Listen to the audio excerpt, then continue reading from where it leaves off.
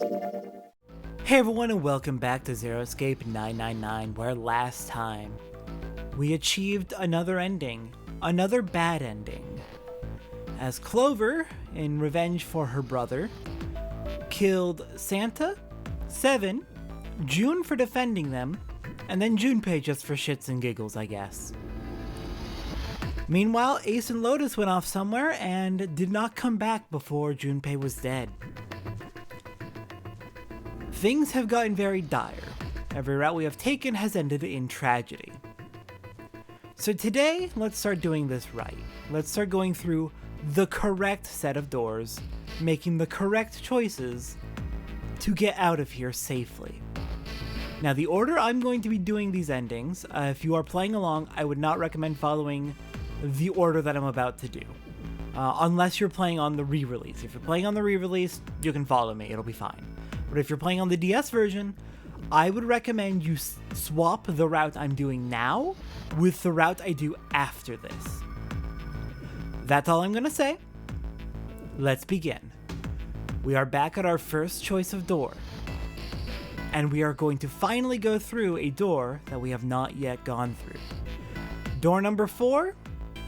Let's see what's behind you. Decided that door number 4 would be fine.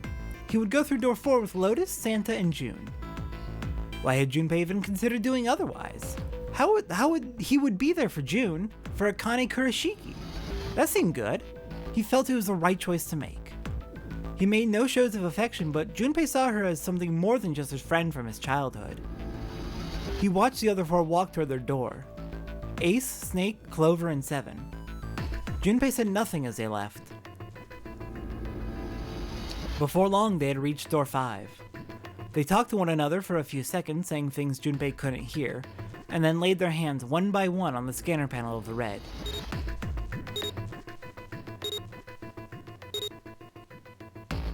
This way, Clover gets to go with her brother. Hopefully, by them being together, this might change things for the better, or at the very least give Clover some reassurance and some comfort. I can only hope. Ace grabbed the lever. His face tight with determination, he turned over his shoulder to look at Junpei and his companions. Goodbye. Be careful.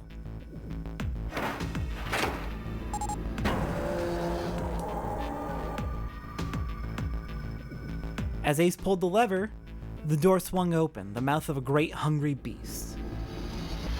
Beyond the door, Junpei knew, lay the sad remains of the 9th man.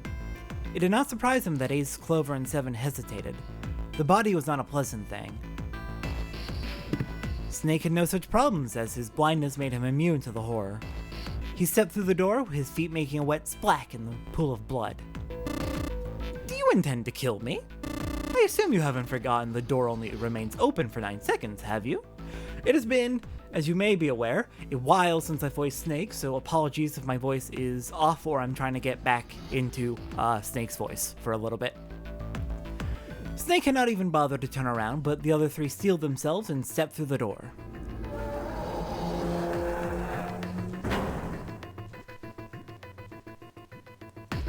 Door 5 swung shut, closing with a heavy finality of metal upon metal. It also doesn't help that we are taking the route where we don't hang out with Snake for this first set of rooms, so... Junpei and his companions scrambled to the door. They pressed their ears to it in an attempt to hear what might be taking place on the other side. It's beeping. It's just like before. Probably the sound of the detonator on the bracelet. Do you think they're okay? June's face showed her concern more plainly than her words ever could. Almost as though in response to her question, a voice rang out from the other side of the door. It was Seven. Hey, there it is! That's gotta be that dead thing.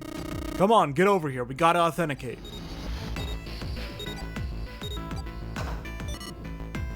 Good, they found it. The beeping stopped.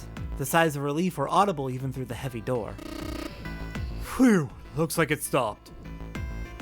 Junpei and his companions leaned away from the door and breathed a collective sigh of relief of their own. Hey guys, are you doing alright over there?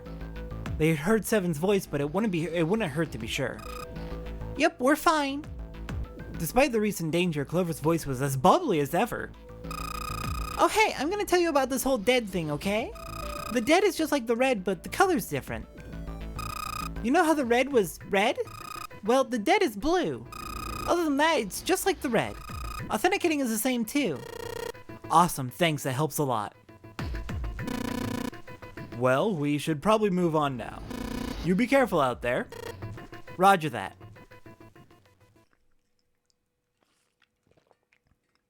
Junpei and the others left door 5 and headed toward door 4. They stood in front of the red and placed each of their hands upon it.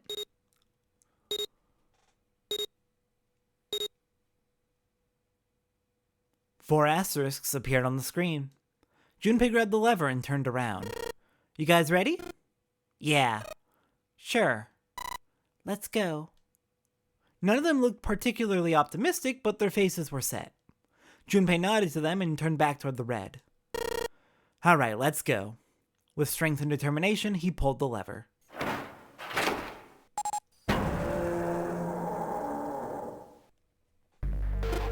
Run! The four of them leapt through the door together. The moment they had passed through it, each heard a cold electronic sound coming from their left wrists. In the center of each bracelet, a red skull appeared and began to flash. The detonator's countdown had begun. In the long moment that each of them spent staring at their wrists,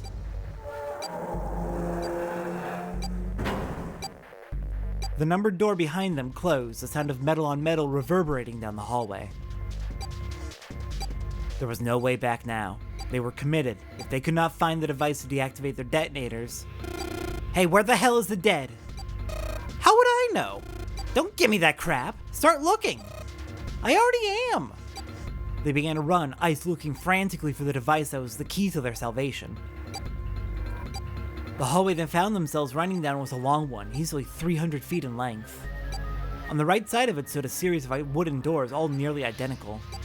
If they had taken time to think, they would likely have discerned that the doors led to cabins.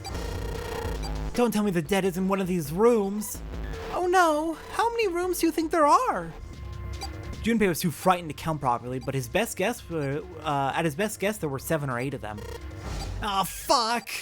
There wasn't time to count them, to be sure. Junpei ran to the nearest door. He grabbed the knob and shook it hard. It wouldn't open. It didn't feel locked, more like someone had hammered an iron plate over the other side of the door. Junpei turned around to find another door and saw that his companions had already run to doors of their own. They did not seem to be having any more success than he had. This is bad. Oh god, where is that dead? Their own words confirmed his fears. Shit, this one's no good. Same here. It's not moving. Jun was the last to speak up. As Junpei looked in her direction, his eye caught something he hadn't noticed before. A small, red light. It flashed at him dimly from the end of the hallway. That's it! Over there! Even as he yelled, he ran. He grabbed Santa, Lotus, and June and pulled them toward the light. Santa called out to them as he ran. Hey, how many more seconds do we have? How would I know? Our time limit is 81 seconds. I know that, goddammit! I'm asking you how many seconds we have left. In all likelihood, Junpei figured, nearly a minute had already passed since the door had closed behind them. If that was true, 21 seconds. Urgency foremost in all of their minds, they arrived at the end of the hallway. The dead sat on the left wall, blinking almost tauntingly at them. Hurry! Junpei grabbed hold of the machine, his hand slick with sweat and shaking. He slammed his hand against the scanner panel. The other 3 quickly followed suit. With a grunt, Santa yanked the lever downward.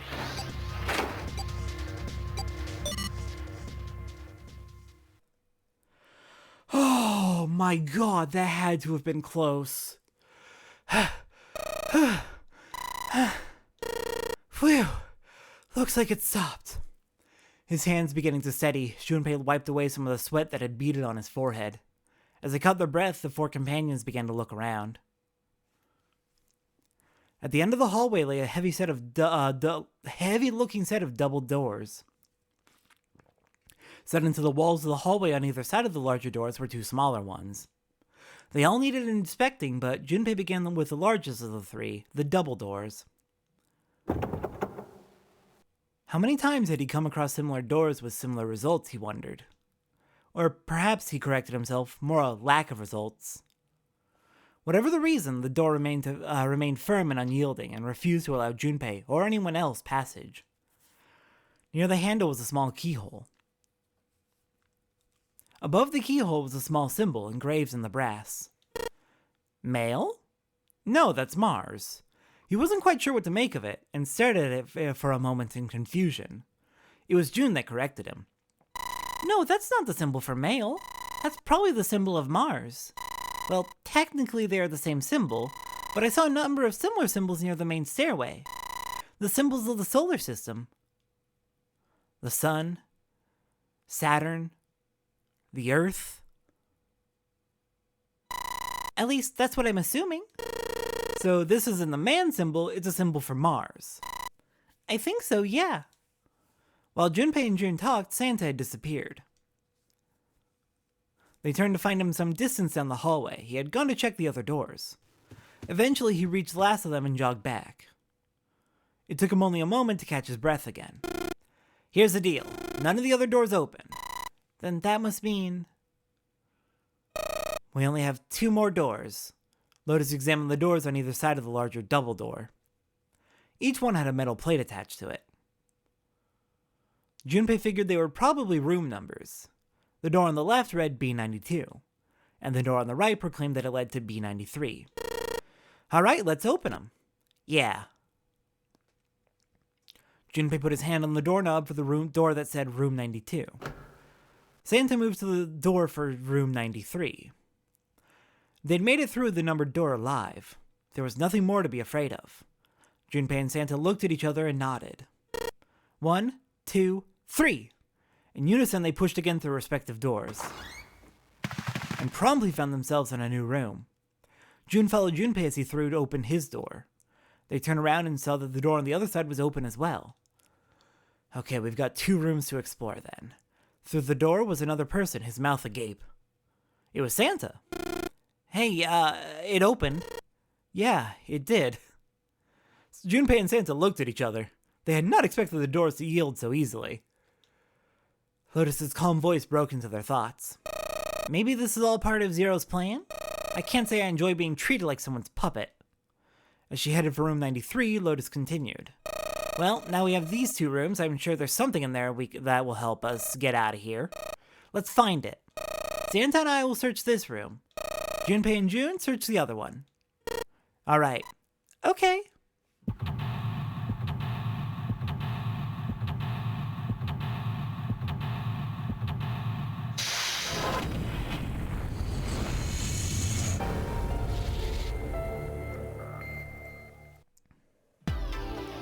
Okay, and so we begin our investigation of, I believe this is the 2nd or 3rd class? No, this is the 2nd class cabins. We started in the 3rd class.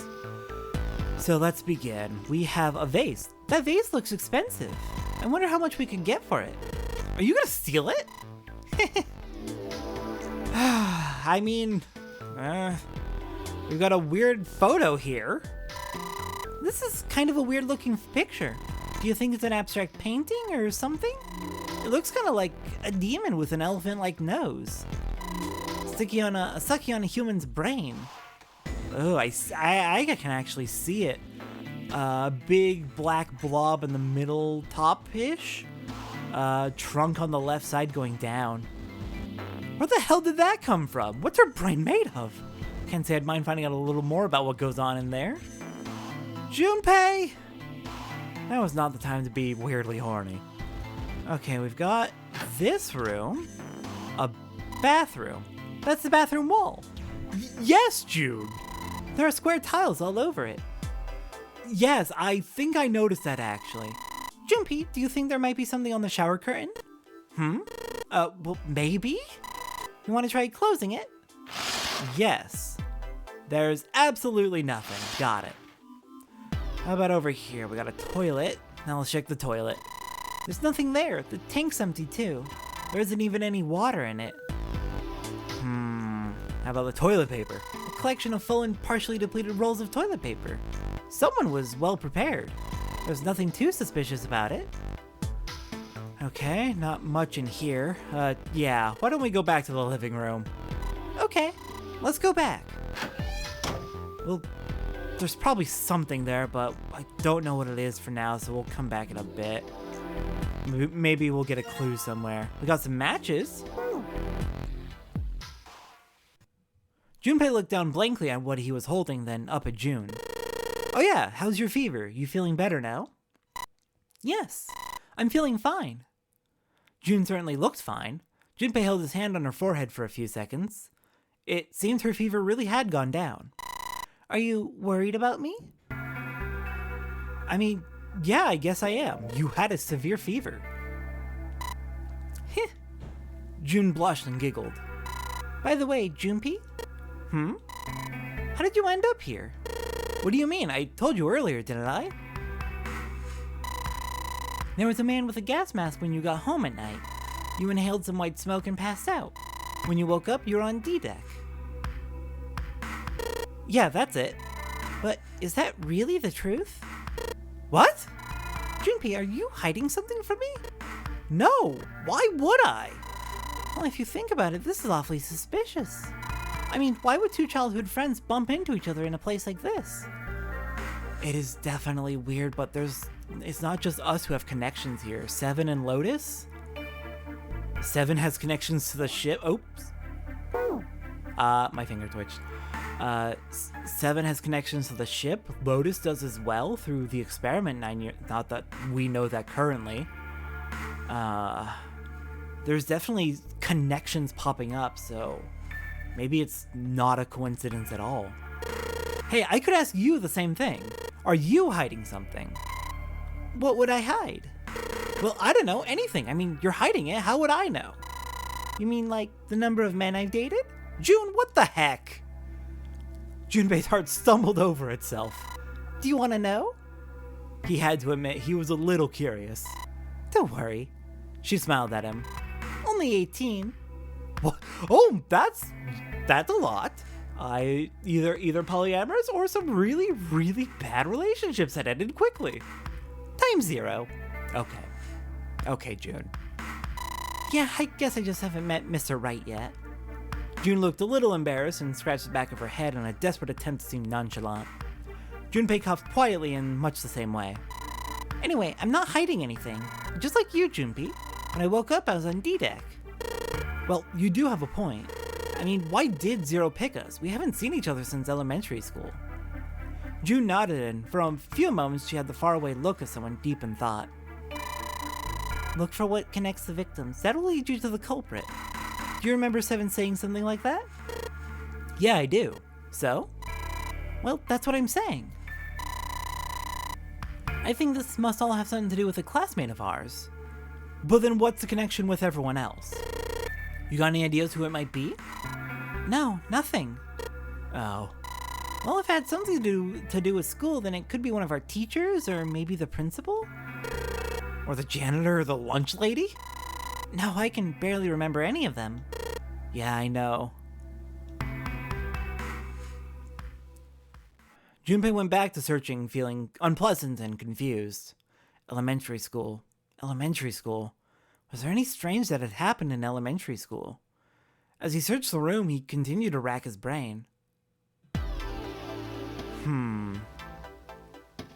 There's a connection somewhere, we just don't know what it is yet. It's a display case, but there's nothing being displayed. How sad. Looks like the drawers are empty too. Okay, how about the couch? Junpei, what are you doing?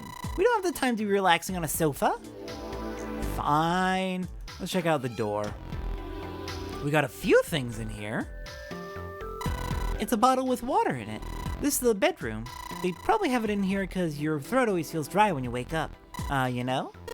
My throat's dry, but I think that's because I'm a little nervous right now. Well, we did run a lot, so we're kind of sweaty. Hey, Junpei, did you want to take a shower together? Whoa! Just kidding. My god, she is teasing him so much. Oh my god, June. Too late to take it back. My brain's already working out the picture. My throat was dry already. This sure isn't helping. Oh my god, she's doing it on purpose. It's so clear. A wooden cupboard. There are cups inside, surprising no one. Yeah, I mean, that makes sense. There's the water bottle. We got a bed. It's a light blue blanket with some designs on it. Someone's made the bed, or at least never unmade it. There's only bed sheets under the blanket. Nothing exciting. What were you hoping to be there? Look, there's 2 pillows right next to each other. Guess it's a double. Huh? What's up? You're turning red. Oh man, is her fever back? Junpei, come on, she was just teasing you. How do you immediately not know what she's thinking about? Hey, are you alright? Do you need to lay down for a minute? I'm fine. I think it's still a little early for that. Huh? Hey, seriously, are you really okay? Oh my god, these two. You could cut the sexual tension with a knife, with a butter knife. This isn't a painting. Is it a map? It looks like a map of the ship's interior. Oh, this is a great find. I think it'll be really useful. Let's take it with us. Thank goodness we found the map. Haha, my map is back. Junpei took one last look at the map, then folded it up and slid it back into his pocket. Jun looked up as he closed it. This ship is bigger than I thought. Yeah, it's probably around 900 feet long. Must be one of those fancy cruise ships. Of course, it doesn't really look like a cruise ship. Everything in here is really retro. Even if it's some sort of style choice, there's just too much. Do you remember what Zero said? On April 14th, 1912, the famous ocean liner Titanic crashed into an iceberg. After remaining afloat for 2 hours and 40 minutes, it sank beneath the water of the North Atlantic. Do you think that maybe this boat and the Titanic have something to do with each other? I mean, that would explain why he brought it up, other than just to bring into everyone's minds the image of a ship sinking. That's a good point. I doubt he would have mentioned it if there wasn't a reason. Junpei took a moment to look around the room. Do you think this boat is... It's not the actual Titanic. Do you think it's a replica? A replica of the Titanic? A replica? Yeah, you know, like a copy of the actual boat. Who on earth would make something like that? Fans. Crazy Titanic fans. No way. Do you even know how much money that would take? No idea. But all they've got to do is break even, you know. Break even? Yeah, they could use it as a cruise ship. Climb aboard a piece of history, sail around the world in the resurrected Titanic. Okay, that's actually kind of brilliant. Except a lot of people would probably say no, just for superstition reasons. Because, oh god, the Titanic sank once, it's gonna sink again. And I'll be on it. Hell, with marketing like that, they'd probably have more customers than they'd know what to do with. Do you really think people would want to ride on a ship with such an ominous past? It's the site of the worst accident in history. Over 1,500 people died. I wouldn't be surprised if you'd get cursed just for going. A curse, huh? Junpei, do you believe in that sort of thing? You know, curses and stuff. No. You know what? I'm gonna humor her, though. Yeah, well, I guess so, to a certain extent. Junpei scratched his temple. What about you? Nah, I guess that's kind of a dumb question. Yes, I do believe in curses. In fact, I think it was a curse that sunk the Titanic. Excuse me? What? A curse sank the Titanic. The curse of the Egyptian mummy. Jun, you're gonna need to back up. What? Junpei couldn't understand how Jun had maintained a straight face to say that. Supposedly, the Titanic carried the mummy of the priestess Amun-Ra, which was stolen from a pyramid. And they say that the mummy had a history. Everyone involved with it died mysterious deaths. Come on, I'm sure you've heard of it before. Those who open the coffin will be forever cursed. Have you ever heard that one? Hang on, an Egyptian mummy. In the previous route, we found that folder with hieroglyphs. Oof, I don't like that. So you're saying the Titanic sunk because of that curse? That's right. Jun's eyes had lit up with excitement like a child with a new toy. That mummy? The priestess? Supposedly she was special. What do you mean? Well, supposedly she was really pretty. Pretty? Yes. But she was a mummy. That's right. She wasn't all shriveled up or rotten or anything. Huh? She looked just like she was alive. Oh, I get it. It's that thing, I don't remember the name, where your body turns into some kind of wax? Saponification. If a dead body is put in the right sort of environment, then it turns into something kind of like candle wax, right? And yes, saponification, but that's not what it was. Huh? That's not it. She wasn't wax. Then what is it? They say that she was frozen. Like cryogenically? In ancient Egypt? For thousands of years. I don't think I buy that. What? Frozen? That's right. The whole body was frozen solid. You know how a human body is more than 60% water? Well, all that water was frozen. The story says that from the time of its discovery all the way through to when it got put on the Titanic, and even though it was carried through the deserts, her body never melted. That doesn't sound right. Jun and Junpei talked a little more and then went back to their investigation. But even as they did, his mind went back to what she told him. Ice that wouldn't melt even in the desert. Could such a thing really exist? No, even if it did, it wouldn't really be ice anymore, would it? The more he thought about it, the more his head hurt. Like he'd eaten his ice cream too fast. Or his room temperature ice. I don't like that at all. That's disturbing. Okay, we got a few more things to check out in this room. We've got a key. Hello there, dresser key. We've got a mirror. This is the mirror for the dresser. And now she's playing with her hair. Does she even realize she's doing that? Hey, we don't have time for that. Come on, it's not like there's anyone here you need to impress. Yes, there is. Who?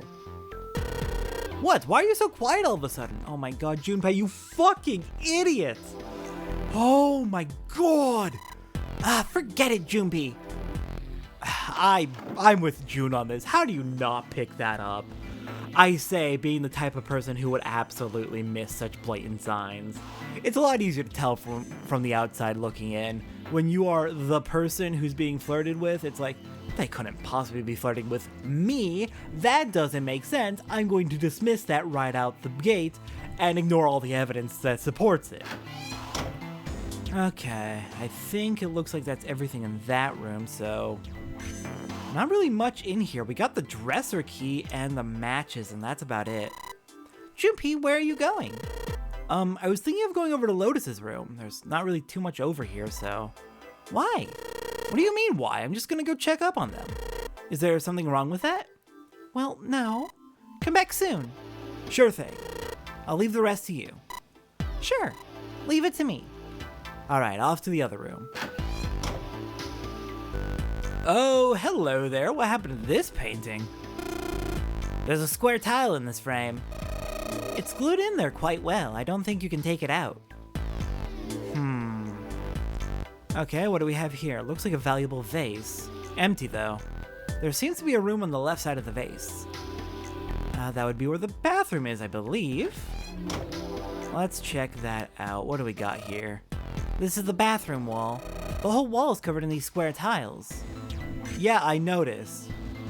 Again, nothing in here. Toilet? Is there anything in the toilet? Guess not. The tank's empty, too. Oh, these bathrooms are useless to me. Oh, no, I didn't mean to go right back. Oh, my... I didn't mean to go right back in. Okay, let's go check out the actual room. This display case isn't empty. Well, this is the display case. Check it out, these plates and shit look really expensive. You want to take a look? Yeah. Oh, hello. This tile. I think I've seen it somewhere. Yeah, I know. Kind of looks like the one we saw in the other room. Yeah, the one we saw in the frame. So I assume we want to get that then, but we're gonna need a key. Damn, guess this is the wrong key. Well, that means there's gotta be another one hiding somewhere around here. Otherwise, we aren't gonna be able to open this thing. Okay, how about... we got a candle... oh, no, we got a candle. A candle with a candlestick. This might come in handy. We have some matches to go with it, too. Okay. I'll hold on to that for now. Hey, Junpei, that room's pretty dark. Don't you have something that'll give us some light? Something that'll give us some light. I do. You want me to do that first? Okay, let's light the candle with the matches. I know, if I use these matches to light the candle... There we go. Now we should be able to see in there. Awesome. With the light from the candle, maybe we can take a look around over there. But it gets so hot when I hold it. I want to put it down. Well, why don't you set it on top of the dresser? It's flat there, at least it won't fall over. Oh yeah, good idea. Okay, set it on the dresser. Hey, it's got pretty bright. Now we can look around a little. Awesome. We've got a dresser, and we have a dresser key to go with it. Let's see if this... Yes! Yes, it worked. Awesome. What's in it? We got a tile. Nice. So I'm assuming we need 3 in total, given there were 3 corners that were empty. Whew, this room is dark. I get spooked out easily in dark areas. A bottle full of water. I don't think we're going to need this for anything. We've got a bed. Oh, hello. With a curtain. Anything on the bed? Under the blanket, maybe? Nope, nothing suspicious here. Unfortunate. 2 pillows in a pile. Oh. A pile of pillows. Is that supposed to be some kind of joke? Hey, calm down. What were you... I don't get it. Huh? Hey, what the hell? It just got dark all of a sudden. Maybe the candle got blown out? We should go see. Well, that's unfortunate. Candle? Really? You burned out. There's a candlestick covered in melted wax on top of the dresser. Hey, what's this? The top of the candlestick looks kind of weird. You're right. It's all bumpy. Aha, it's a key. So here, who wants to hear a fun fact about candlesticks? So here's how candles actually work. A lot of people don't know this, but the wax is the fuel for the fire in a candlestick. It's really clever. The wax is basically just a solid oil, and candles tend to burn oil. If you've seen an oil lamp, you know that. They burn a liquid oil in an oil lamp. On a candle, the wax is the oil that it burns. So what you do is you light the wick on top of the candle, and then the heat from the fire will start to melt the wax.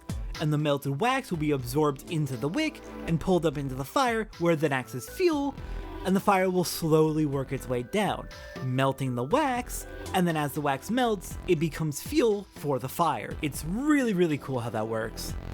Okay, but now that we have a key, I know one door we couldn't open.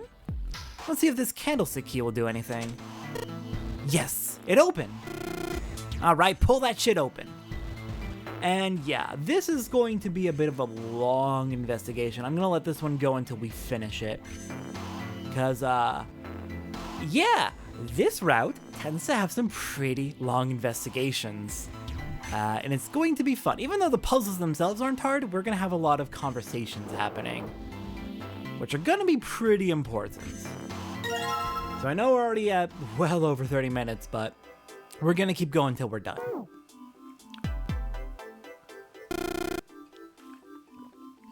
Hey Junpei, you got a minute? Santa had shown up out of nowhere and gave Junpei a no small start. Here, take this. Santa pulled something out of his pocket. What are you giving me? It looked like a bookmark. It had a 4-leaf clover in it. What is this? I found it in between some of the cushions on the sofa. Pretty sure ain't gonna be any help to us, but I figured we might as well hang on to it anyway. Then why don't you hold on to it? Santa gave him a wry smile. You know what I hate most in the world? I got 4 things. Hope, faith, love, and luck. I'm sorry, you hate those things? Hope, faith, love, and luck? Damn straight. And you hate these things. Yeah, you got a problem with that? Not really, but... Santa, are you okay? Junpei tried to figure out how best to phrase what he wanted to say. What does a bookmark have to do with any of that? Santa scratched the back of his ear and looked awkward. Well, see, each leaf on the 4-leaf clover has a meaning to it, okay? And that meaning is pretty much those 4 words. It's like a flower language. Well, I guess it's not a flower, is it? So, a leaf language, I guess. Yeah, you could call them leaf words. Leaf words. Junpei looked at the bookmark. Hope, faith, love, and luck. So, yeah, I want you to take it, okay? Just touching it gives me the creeps. Take the damn thing, alright? Santa pretended to shiver with disgust and shoved the bookmark into Junpei's confused hands. Junpei, what do you want to do? You want to take it. Decided to take it. After all, why shouldn't he? Alright, sure, I'll take it. He shoved the thing into his pocket and gave Santa a last confused look. Phew, man, I feel a lot better now. That thing was a real pain, you know. Do you really hate those 4 words that much? Yeah, well, they can all betray you, you know.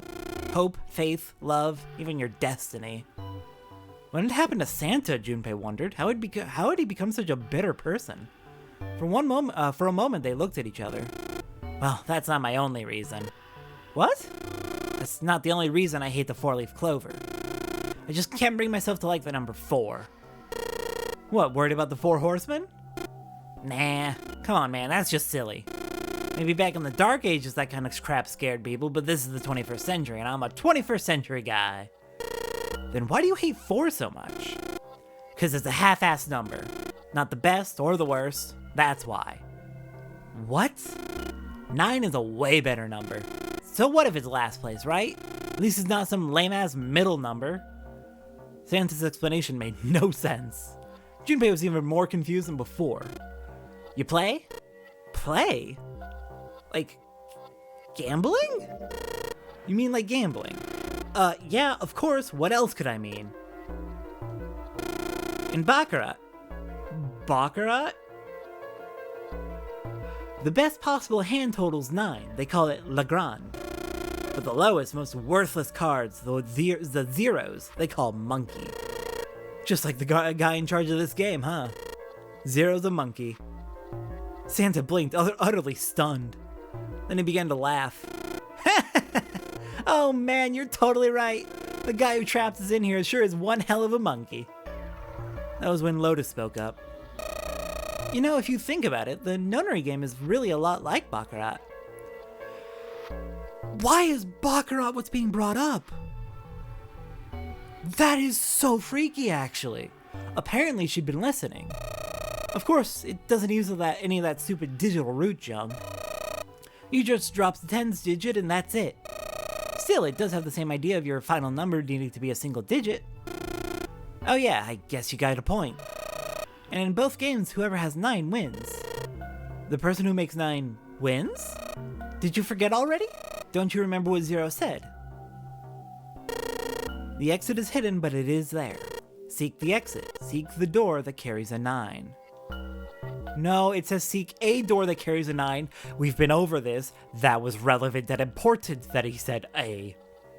But I guess Junpei's misremembering. So if we want to get off this boat, we have to make a team whose numbers have the digital root of 9. And only the people on that team are going to make it out alive. Of course! That's why it's called the nonary game. What? Huh? You don't know? Nonary means something derived from 9, or base 9. It's derived from the Latin prefix nona, which means 9. While we're at it, the prefix for 1 is uni, you know, like the unicorn, the horse with 1 horn. 2 is bi, like binary. Binary means composed of 2 parts. 3 is tri, I'm sure you've heard that one plenty, like trio, triple, and triangle. You get the idea. After that you have quart, quinty, sext, septum, and so on. And of course the prefix for 8 is octo, like octopus. It's called that because it has 8 legs. Get it? I see. So then nona means 9. Lotus nodded. So, how many of us are trapped on this ship? That'd be 9. And what are the bracelet's numbers we have? They go from 1 to 9. And our time limit? How many hours did we have? 0 said 9 hours. And finally, to get out of this ship, we need to find the door with a 9 that's hidden somewhere in the ship, by making a team with a digital root of 9. Lotus nodded again. And there you have it. The number 9 is everywhere in this game. He's got a real theme of 9s for this whole thing. No wonder it's called the nonary game. Somewhere far away, Junpei heard the creak of stressed metal. It sounded almost like Zero laughing at them. Or the sad, desperate scream of a pig headed to the slaughterhouse. There sure are a lot of 9s. Okay, so we found a curtain. I remember this bathroom didn't have a shower curtain. I noticed that. Can we? Here we go. There's a curtain rod running along the ceiling. Let's put that shower curtain on those hooks. I see something not right with this. Hang on, let's flip around because I have an idea. Let's try spreading the curtains. Hello there, suspicious hole. Highlighting a specific tile. There's a hole in the curtain. If I look at it from a ways back, I can see a single tile. Alright, from here I can see what tile it is. Looks like it's 5th from the top and 3rd from the right. 5th from the top and 3rd from the right.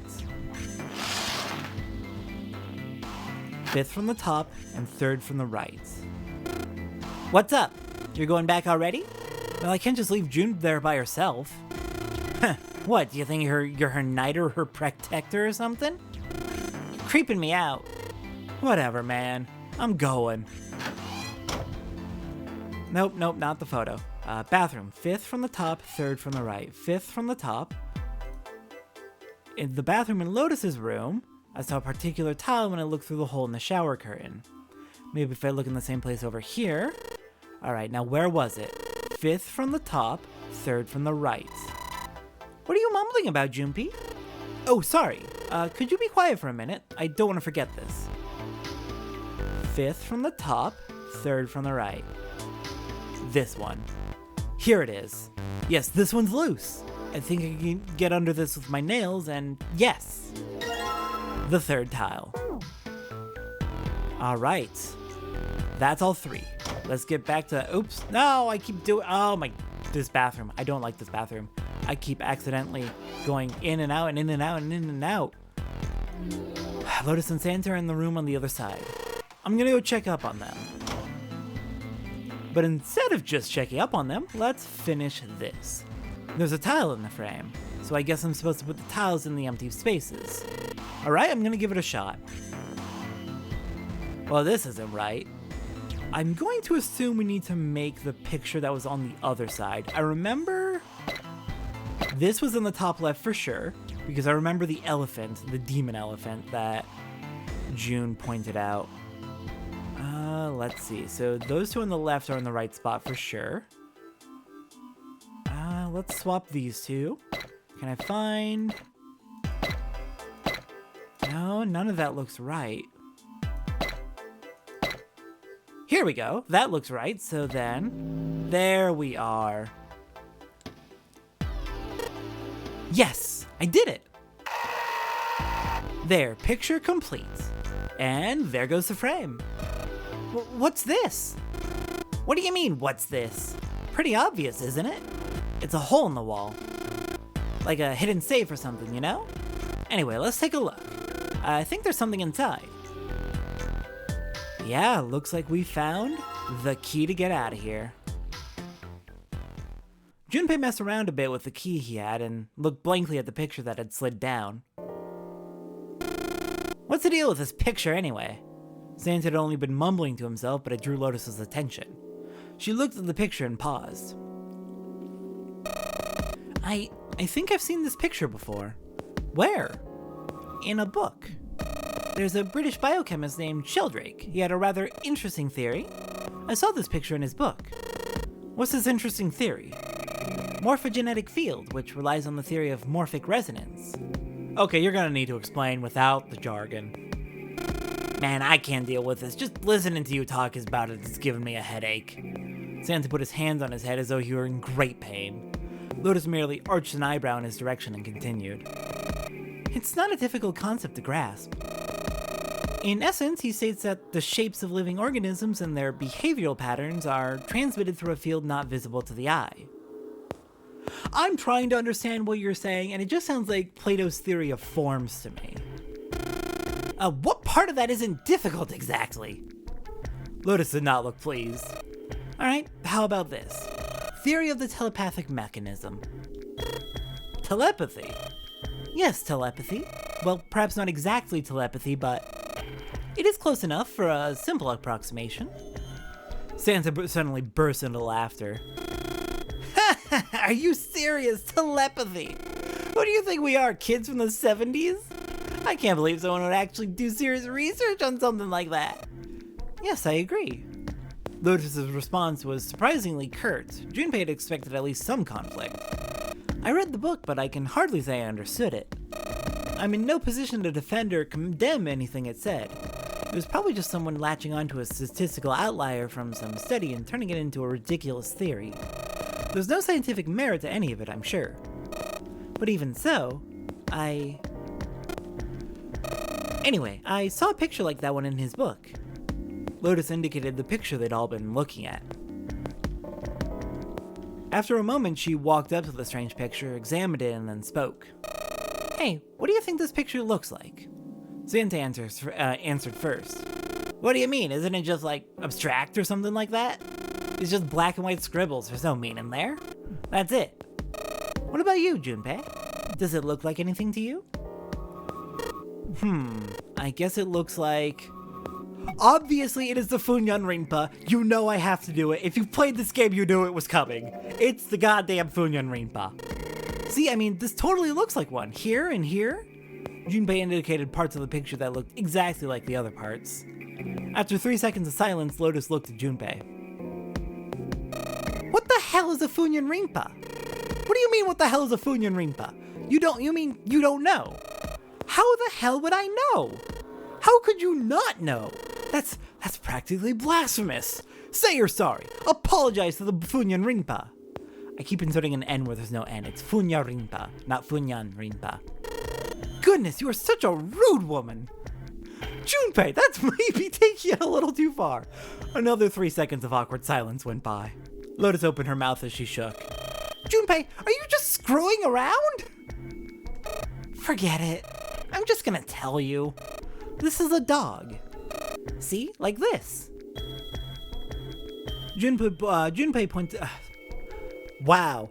Lotus pointed out parts of the picture and eventually a dog took shape in them. It looked as though she had a point.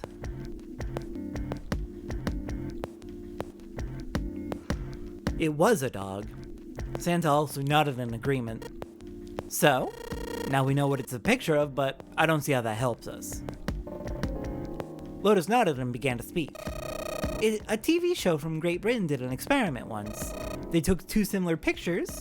Both of them were difficult to identify initially, but once you'd figured out the answer, you couldn't see it as anything else. The first picture was a woman wearing a hat. The other one, well, to make it easier, let's just say it was this picture of a dog. So, their experiment. First, they sent the pictures to other parts of the world where British radio and television didn't reach. To Ireland, the US, Africa, Europe, etc. Then, in each country, they gathered a number of test subjects. All in all, there were roughly 1,000 people. Those 1,000 people were shown the two pictures and asked, what does this picture look like to you? The results, in and of themselves, were not terribly interesting. 9.2% of people saw the lady in the lady picture. 3.9% saw the dog in the dog picture. Then, 2 days later, they broadcast a new show. During the 30-minute show, they broadcast the dog picture and its solution. The audience was estimated to be 200,000 people.